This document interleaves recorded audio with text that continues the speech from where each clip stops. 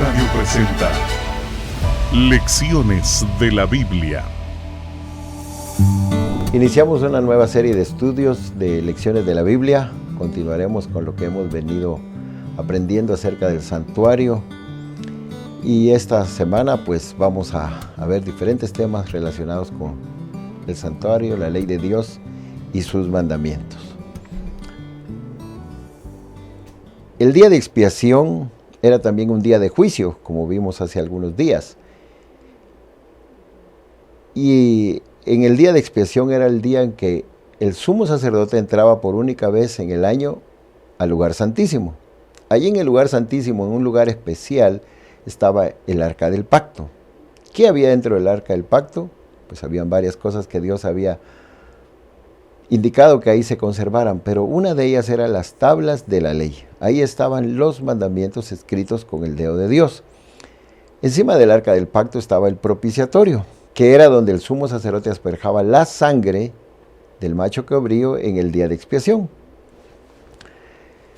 En el santuario celestial también, según dice Apocalipsis 11:19, está el arca del pacto. Dentro del templo, en la visión que Juan tiene, ve el arca del pacto. Y si está el arca del pacto, entonces tiene que decir que también están ahí los mandamientos. Entonces entendemos que la ley de Dios y los mandamientos tienen algo especial que dar como mensaje a su pueblo. Por eso, aquellos que sufrieron un chasco cuando Jesús no vino en el día que ellos habían dicho, cuando ellos creyeron que el santuario que sería purificado sería la tierra, dedicaron tiempo a estudiar y se interesaron más en estudiar el tema del santuario y llegó luz a ellos a través del santuario.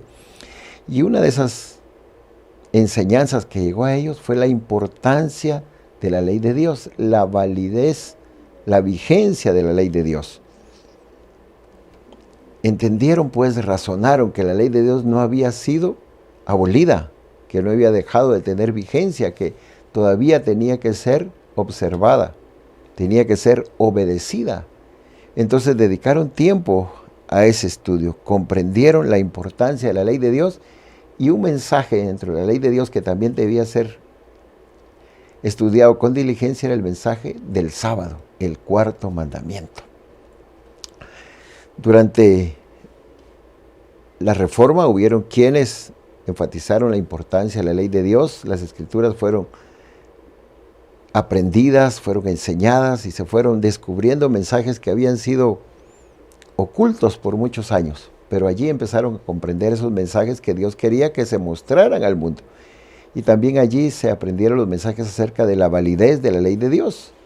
Entonces ahí encontramos la importancia de la ley de Dios. No ha sido abolida, no ha sido puesta en el olvido, sino que ha sido dejada con un propósito especial, que el pueblo de Dios tenga esa enseñanza tanto de misericordia como de juicio. ¿Por qué?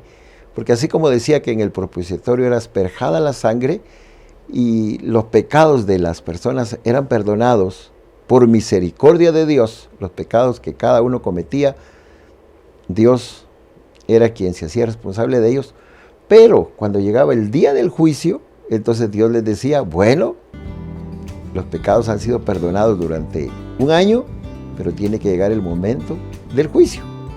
Entonces, en ese día de expiación había una manifestación de misericordia y de juicio, que eso solo lo tiene nuestro Dios.